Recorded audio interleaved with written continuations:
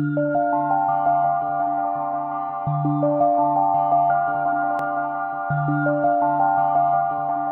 morning, good afternoon, and good evening, and welcome to the Therapy Matters podcast, your one-stop resource for expert insights and advice on everything therapy and rehab. I'm your host, Allison Jones, and today I'm joined by Nancy Mura, the founder of Pizzapalooza. Nancy, thank you for joining me today. Allison, thank you so much for having me. I love being here. It's great to have you. So, Nancy, you wear a lot of hats. You are the founder of Pizzapalooza, as I mentioned, which is how we became acquainted. But you are Correct. also the president of Survival Strategies, Inc. That is correct. So, before we dive into today's topic, let's unpack that for the audience and tell us a little bit about yourself, your background, and what you're focused on in the therapy space today. Oh, that's fantastic. Let's hope I got all of that. You might have to re-give me some of those. Yeah, Okay. no problem. So good. So, I think my favorite thing about my whole journey into private practice is that I am not a credentialed anything, and not that I want to belittle myself. I think I've had a nice impact in this profession, so I don't want to belittle myself. But I will say this: I don't have any fancy letters. I'm not a clinician. I'm not a therapist. I'm not a practice owner. I am a serial entrepreneur, and I build businesses and I help businesses. I love to tell stories, Allison, that relate people. Someone out there can relate and go, "Oh my gosh, that was me."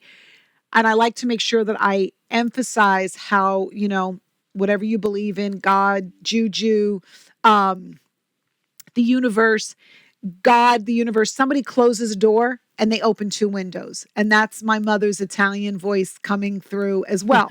So here I was in this great, real estate career, flipping houses, having a great time of it. And I got very sick with an autoimmune disease. And I didn't know what I thought. It was really bad. I just really could not get any help on it. Doctors left and right. Nobody could diagnose me. And I wound up just needing to be in bed for about a year. If you get anything from my energy in 5 minutes, because you and I have talked a lot, Right. being in bed for a year is like not an option. So that was not a good time. But when I got myself well, and I say got myself because it took me controlling the medical field, but that's another story for another time, another podcast. But I was like, I need a job. I need a job that doesn't have a pipeline. I need a job that does not rely on sales in my future. So I wound up at Survival Strategies with this very low entry position. And the CEO, God bless him, Craig Ferreira, he's amazing. He saw who I was at a time when I didn't recognize myself, right? I was this ball of energy. I was this entrepreneur. I was kickstarting a million things. And now I'm like this very tired human being that is just like, go slow, go easy on me. I was Adele. I was like, go easy on me. So I had I knew you'd like an Adele reference. So I had this very low level position in a great company. So what Survival Strategies does is they're a training and consulting company for private practice. So they've been in business for 35 years, and that's all they do, only private practice. What they teach, how you grow a business and how you stabilize a business and how you get it ready for expansion. I would say the word scale, but I hate the word scale. I'm like, scale what? You don't even have a foundation, people. Please get a foundation, and then we can talk about scaling.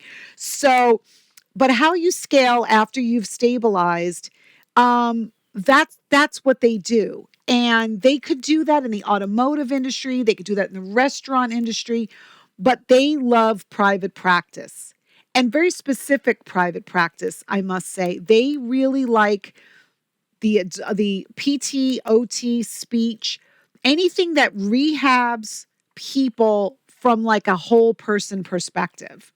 They love that. So I love that as well, because even looking at my own recovery, I needed to be looked at as a whole person. So that resonated. Anyway, I love the company and I loved the clients, because private practice owners are they're one of a kind. They are really, nobody is waking up in this industry going like, ooh, how many patients before I have the beach house? Ooh, nobody. This is a purpose driven field. Yes. And that resonated with me, right? Wouldn't you agree? Completely Yes. purpose driven. So I love the clients, love the company, loved what we were doing, and it wasn't enough for me. So I left and I ran an outpatient ortho, PT clinic that services the adult and senior communities. And I did that and I love that as well. But it was very funny. I think the guy needed the business to lose money because I came in and I quickly saw from my training, like, wow, you're never going to make it, mister. You got two $90,000 USC graduates and you're doing 40 visits a week. Wait, I can help. This is what my company does. So I told him he had to put me through a program. He put me through a referral development program through Survival Strategies. And I boomed the business. And the more I boomed it, the more he yelled at me.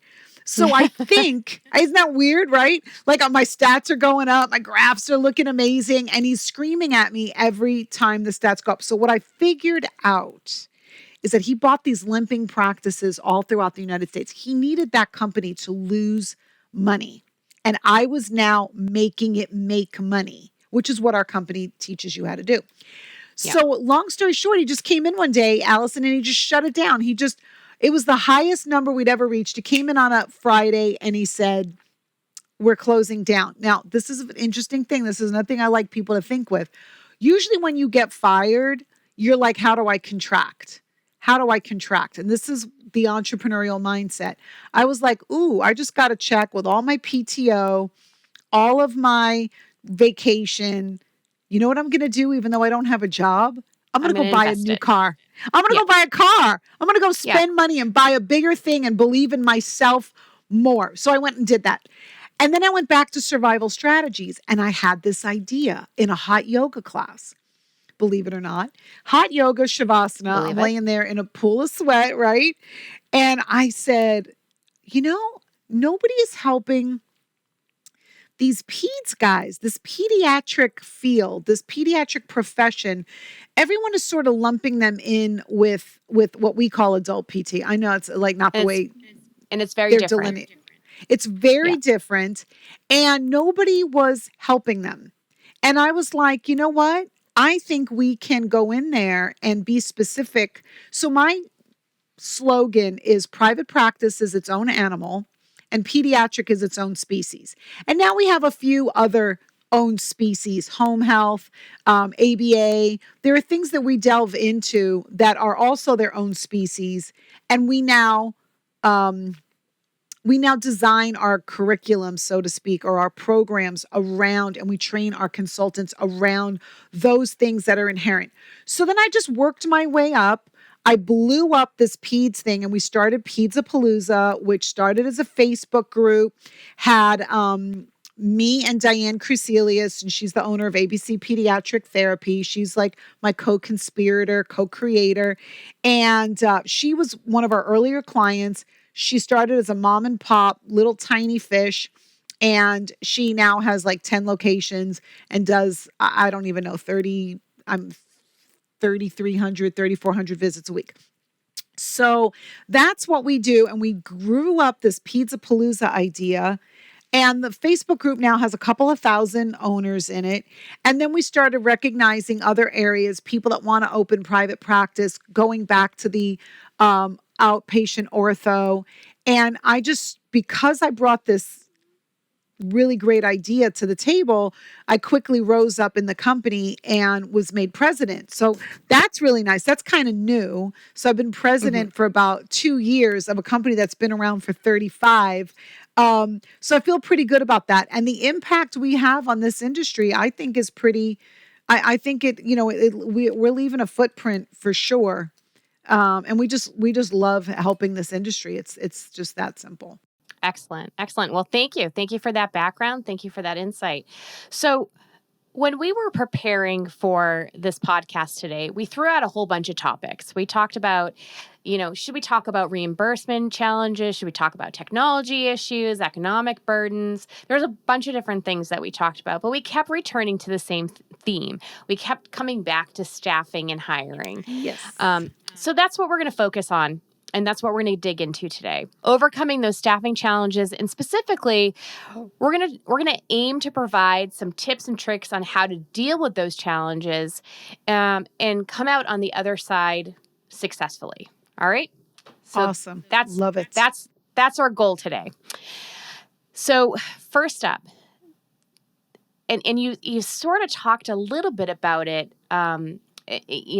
earlier, there's been a shift. There's been a little bit of a shift. You talked about, this being a purpose-driven market, but there's been a little bit of a shift in hiring in this market. So tell me a little bit about what's changed recently. Well, there's a couple of things that have changed. One is when a couple of these, like the bigger fish, like we call them big fish, when a couple of the bigger fish got out there. I just spoke to a lovely owner today that has 17 locations, and she's privately owned, 17 locations. She has 478 staff. And when she started, the playing field was very different. People not only didn't know their own kids, nobody knew that kids needed the amount of help they did, the developmental issues they needed, that they had and that they needed. And everybody kind of thought they could go through the schools. And the school offered services. And so it was this very sort of no man's land of pediatric. That's pediatric. And adult PT, outpatient ortho, they had a PR problem in the beginning going way back. Is that when you had a little car accident and your attorney or insurance company was like, you should get PT. I remember thinking like, I don't want to waste my time with PT. Like go there and like throw a ball and like get a little heat pack. Like I don't have time for that. Like I had no idea what physical therapy actually did, and neither did the world. So there was a PR problem with both a lot of fields. Chiropractors were like considered quacks back in the day. And now it's like, oh, I have a chiro. Like people have a chiro on speed dial. They go 3 times a week. So there was a PR issue in the beginning. So it was very simple to get in business. Simple to get in, but not easy to grow in because people didn't recognize the demand. Okay, now with certain fields like peds, it's like gas stations. There is a practice on every corner. So what does that mean? That means they all need to be staffed. Then an interesting thing happened, especially, I speak mostly in the pediatric sphere because I'm knee deep in that on a daily basis. The other thing that happened, besides the fact that there was this growing need for more therapists, is that therapists started coming out of school with a different idea of how much they needed to make. And that's a little bit interesting. Like there's a little bit of push on the end of how much, because there's student loans, like everything is connected to everything else.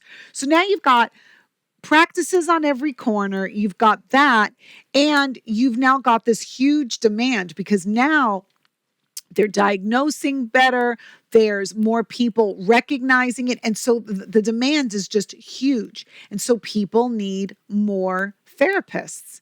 But I think the biggest change is in how many practices opened up. Once everybody got past the PR and insurance and all these things, that happened. So it's like real estate. It goes from being a buyer's market, a seller's market, a buyer's market, a seller's market. Well, right now, it's a staff-driven universe. It's an employee-driven, meaning that in a parency, the clinicians don't need the owners as much as the owners need the clinician. Now, the reason I say that's an apparency is because that's not the way the universe works. That's the way it looks in paper. Same in real estate. It's a buyer's market. But guess what? If nobody buys, oh, we're buyers, we're, up here. nobody buys, it switches and becomes a seller's market. So right now, everybody is like, hi, I'm a therapist. I'm needed and wanted. And that's all great and groovy unless schools start releasing a lot more people, or a lot more people enter the work field, or practices get swallowed up by other practices that can go out there and really go out there with a really big need to acquire personnel and very heavily hit the industry and get everybody. And they can do things that a mom and pop can't. They can fly to colleges. They can fly to Yeah. a job fair. I'm here in Michigan. I'm not going to fly to Florida where there's some great school. I mean, you could, but the chances are small. So those are kinds of the things that have changed the most. Is the demand is not meeting the supply, and then the student loans crush on the people that want to be hired. They come in wanting a higher salary. So all of that just adds to the shortage, and the shortage is nationwide. And I'm sure anybody who's listening to this will agree. It's nationwide. Absolutely. So then the question becomes, how can practices adapt to these changes and overcome these challenges? What do they need to do? Well, I'm going to tell you, and I always say this, and I said this when I was in real estate, and people are like, but you could list my house. The guy down the street said he could list my house for $100,000 more. I'm like, glad he said that. I am never going to tell you what you want to hear. I'm going to tell you what you need to know. And this may be a bitter pill for your listeners to swallow. I'm apologizing in advance, and I'm from New York, so I'm very straight. I'm not Willy Wonka. I can't sugarcoat stuff. Um, Here's the biggest look. Someone is going to get hired somewhere. It's like dating. It's like there's no good men, there's no good women. Someone's got a good man. Somebody's got a good woman, right? How did they get them? I don't believe in luck. Luck is just not a word in my vocabulary unless you want to have luck defined as where perseverance and opportunity meet. It's a crossroad. If you persevere and you increase your opportunities, you'll have what I call luck. But there's really, in my world, that's a real dirty four-letter word, luck. Okay, means you can't be at cause. Means you're going to be the bug and not the windshield. So here's the dirty truth that I would want listeners to know. They are going to go work where they want to work. There are people that need to work somewhere. So why not 123 PT or 123 pediatric? Why not this facility? Why? Because they can choose. So the number one thing is you better have your ducks in a row. You better run a fine-tuned, well-oiled machine. Your culture better be very, very, very well-defined. And to attract the right people, which aids in your stability, which then aids in your expansion, you have to have a system in place so that you are efficiently well managed with expectations, and people want to know the good ones. So first of all, you can hire, but do you want to hire an A team or a C plus team? I'm going to assume anybody listening to this is looking to improve themselves. You want an A team. I've seen what A teams do for a practice. I mean, it takes a village. It's not some owner, waving a magic wand. It takes that team, that support, that compliance, that foresight, that vision of others to make the dream come true. So I hate to be cliche, but teamwork does make the dream work. So but that owner better know what the dream is. That owner better be well defined, better have a mission statement, better have policies and procedures in place so that when if I'm an A plus person and I come interview at your practice and there's nowhere for me to go, I can't go up, I could basically be lateral, that's going to be a problem. If I'm a person that doesn't want to produce, like I'm one of these oh no, I had a lady tell me today, a gal came in and told her 3 patients a day is all I can do. 8-hour day, 3 hours, 3 patients is all I can do. And she didn't hire her. She'll go across the street and go work. Somebody will hire that girl and give her that because they're not organized enough to be able to discern or be able to reject. They can't reject. They're in a position of, I need you. I need you. Come work I'll take anybody. You don't want to take anybody. That's number one. Number two, so your culture and your expectations need to be well defined. Your practice needs to be incredibly well run. Not everybody becomes an entrepreneur. It is not the easiest thing. You're taking on a lot of responsibility and a lot of liability, and sometimes staff will make more money than the owner. Okay? There's plenty of owners out there not taking a paycheck. It drives me crazy. I can help you with that. But just know that that's not the right scenario. They know it's not the right scenario. But sometimes the staff make equal or more than an owner. And you have to have all your expectations written out so they know that. But your A team, they want to know that there is a lifeguard at the deep end of the pool. Somebody is running the show because they did not sign up to be the owner. They did not sign up for that amount of liability, that amount of responsibility. So I always say there's three people. There's three types of staff, right? Or people in a practice. There's on this far side here, you've got the owner, and they're like, bring all that responsibility, bring all that liability. I have a dream. I have an idea. I have an ideal scene. This is what it's going to look like. People start practices for so many reasons. Rehab saved my dad's life. I have special needs kids and I wanted them to come to my facility, all kinds of reasons. Right. And then you got people on this way other side and they're like, hey, I just want to punch clock. Maybe I'm an entrepreneur and I'm starting a dog food company in my garage at night. I don't want to think about your job on the weekend. And that's great. And they come in and they do a great job. That's them. But then there's these people in the middle. They're the A+. They're the people that are like, no, don't want all the responsibility. I don't want all the liability. I don't want all the things I can't figure out because it is a ball of wax to figure out private practice. But I want to go somewhere and I want to help you grow and you go somewhere. For you to get those people, you have to have a plan, a mapped out plan. Like we have something, we're doing it this weekend, actually, is a ladders program that one of our presenters developed so that her staff could just go up and they knew that you start here and in 5 years you can be here. And this is how much money you can make. And it's pretty nice. So efficiency, lifeguard at the deep end of the pool, somewhere for them to go.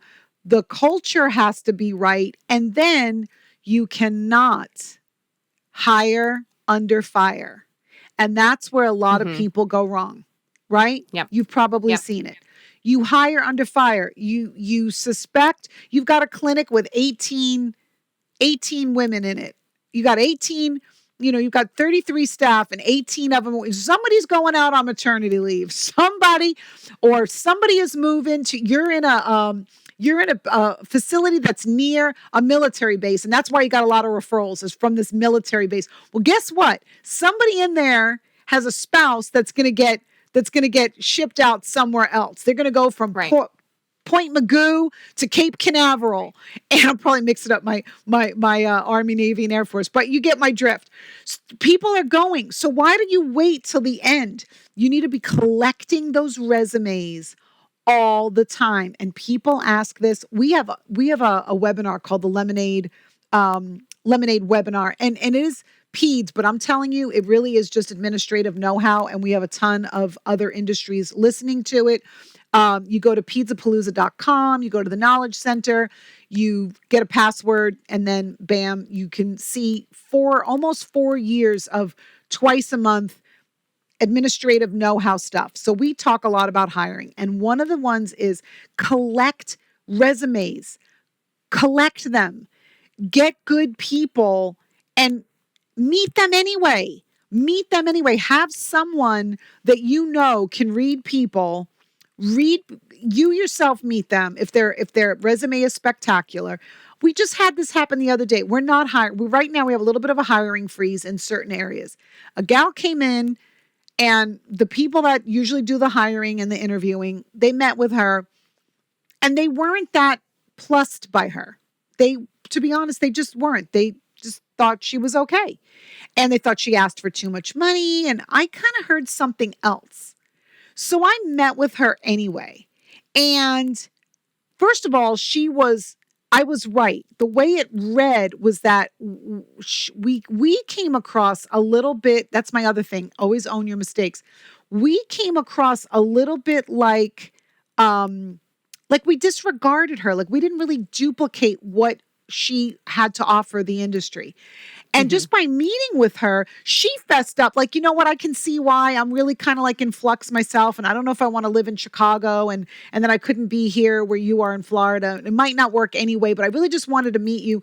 Why? Because she was one of those people that got completely rehabbed and she wanted to be in a field. So like, what a purpose. Like you're just going to like put someone's resume aside like that. Like, no, I was like, well, let's think about what we can do. Can we do a podcast? Can we, start some kind of something that honors these great therapists? Like maybe we can invent something that isn't on there yet. Like, no, I can't hire you right now. But I met with her and I have her resume and her purpose and her whole beingness like absorbed into my memory. So great people, I always have a motto, great people deserve great people. And it's terrible when an awesome, amazing staff person has a tyrant, horrible, disorganized employer. And it's horrible when an amazing, generous, purpose-driven owner has, you know, just a cruddy staff person that really doesn't care and is just there to collect a paycheck. So you have to constantly be looking and collecting resumes. And if you get a person that is amazing, hire them. You have to live, if you're an owner, you have to live out of the risk. You have to live out of when you're an owner, you're a trapeze artist. And there's a time when you're on that trapeze to get to the other side, you have to let go of the rings. It's just inherent to get to the other side. So you have to be willing to get to the other side. What does that mean? That means you hire that person and you build a caseload. And that's where the efficiency, see, everything's connected to everything else, Allison, because if you're efficient enough, you're not sitting there going, oh, shoot, it's Sunday at 4:00. I got to go to Costco and get the toilet paper for tomorrow. I got to get the cupcakes because we're celebrating 4 staff birthdays. No, that's not you because you're organized and efficient. You can say, hey, I have a vision. I got this gal or guy. They're phenomenal. Their track record is unbelievable. And the only reason they left their practice is because the practice shut down or got absorbed or blew up, who knows. And they are available. And I don't want to let them go. Build it, they will come. But that's why you have to have that level of efficiency. So the culture, the efficiency, the culture, the risk, the not hiring under fire, and giving them a place to go, I would say are the 5 top things. Don't be afraid of new grads. There's a plus side to new grads. You get to break them of any habit before they have it. Those would be my things. And just All right. That's what I would say. That's excellent. That's amazing advice. Any final thoughts that you want to leave the audience with? Yes. I think this is a very difficult time out there. There's a lot of change. There's and I don't want to be doomsdayer, but I saw it with the outpatient ortho. When the conglomerates come in and buy up everybody, it makes it very hard for mom and pops to survive. Now is the time to put your stake with the little white flag into the ground, call it yours, and stabilize, get efficient, stabilize, and expand so that you make a name for yourself so that when someone comes in and opens up 10 locations in 18 months in your area, you can survive through that. Secondly, anything that you can conceive of can be done. I've got a ton of people talking about diminishing reimbursements, hiring and diminishing reimbursements. There's ways around that. If you're willing to not be the windshield, if you're willing to be the windshield and not be the bug, there is a solution to every problem that you have in private practice. You need to talk to people and, hey, look, I drink the Kool-Aid. I'm with Survival Strategies, right?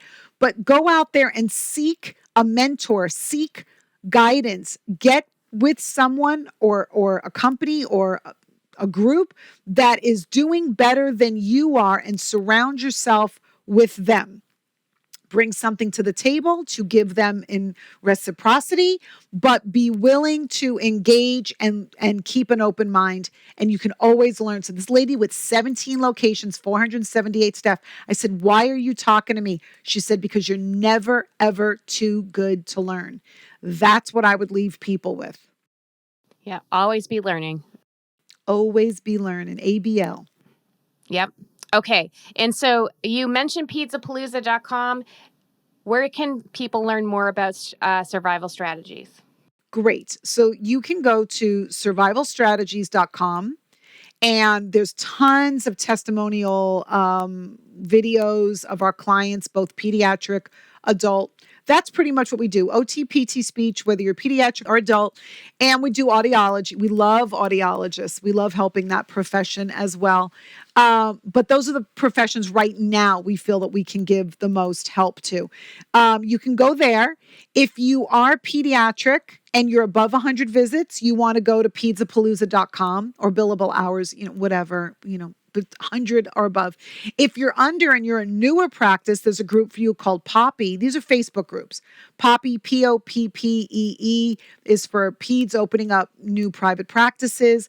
There's the Private Practice Networking Conferences. That's a Facebook group for your traditional outpatient ortho that treats adults. So vestibular people, audiologists that do adult. Otherwise, you're in the Pizzapalooza group. We direct you. You just find one of our groups and we direct you. We ask you a bunch of questions and then we tell you where to go. That's what we do. That's what we're good at. You'll find the right spot. Find one of them and you'll get directed to the right spot. That's exactly right. Excellent. All right. Well, Nancy, we are out of time, but I want to thank you so much for joining us today. So much great information in this podcast. So, we're excited to share this with our community and share those 5 great tips for handling the staffing challenge out there. So thank you so much for joining us. And I want to thank our audience for tuning in to the Therapy Matters podcast, your one-stop resource for expert insights and advice on everything therapy and rehab. We look forward to seeing you on the next episode.